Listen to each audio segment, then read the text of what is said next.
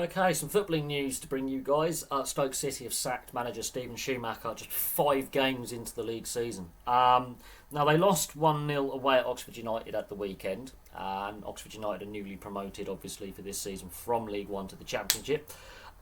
Which leaves Stoke mid-table.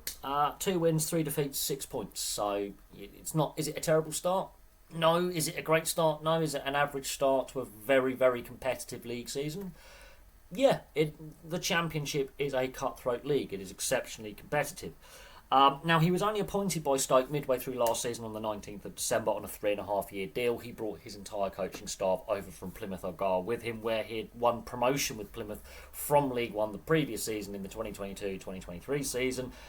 He won the promotion. They actually won the League One title. So they were top of league. So Plymouth, he had a very successful 2.5 years stint at Plymouth. Got them back to the top, to the second tier, should I say, of English football. Plymouth obviously did struggle after he left and moved on. Plymouth did struggle. They narrowly avoided relegation at the end of last season. But I find this a bit of an odd one. He only had 32 games in charge. He won had 13 wins at Stoke, 13 draws, and only 6 defeats. That's the interesting one to me. They only lost 6 games, although 3 of those defeats have already come to begin this season. So half the defeats he had at Stoke in his entire time have come this season. That leaves him with a win percentage at Stoke of 40.63%. Now, I didn't go through all his stats at Plymouth, but his time at Plymouth Argyle, his win percentage is 12 percentage points higher at 52.78.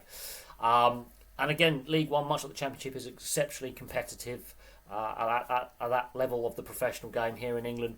It's very, very cutthroat, very, very competitive.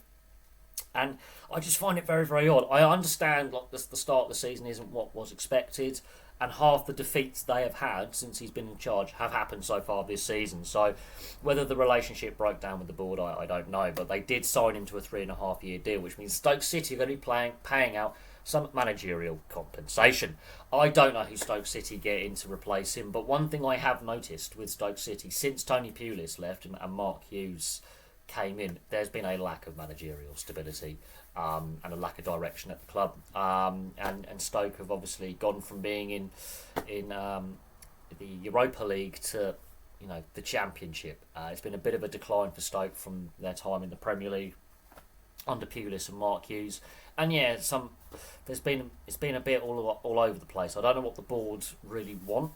But this doesn't smack of stability, considering he was only appointed last December. So managerial instability and constantly changing manager, for the most part, generally speaking, a few clubs notwithstanding who've had great successes, constantly replacing the manager and changing who's giving the tactics out and the style of play, and it affects success basically. And the fact that he wasn't really given a full season with Stoke tells you all you need to know. 5 games into the season, the transfer window's only shut a couple of weeks ago. We're just back from the first international break, and yet again we have yet another managerial casualty in the Championship. The Championship's been so far this season's been a bit of a graveyard with what's happened at Preston and now here at Stoke. I don't know who they're going to get in to replace him. I have some sympathy for him.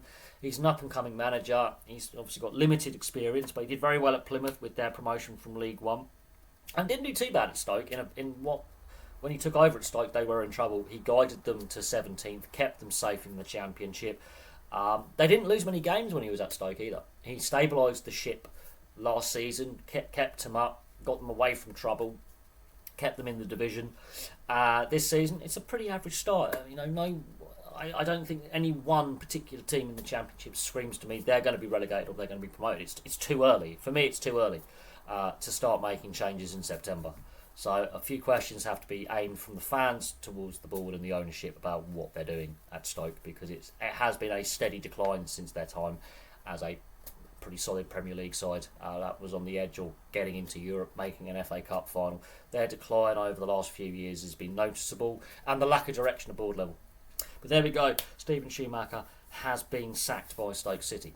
Place your thoughts on the sacking in the comment section below. Do you think it was a bit unjust? Do you think football's gone completely mad? Because I do. I think the managerial merry-go-round is ridiculous at this point in time.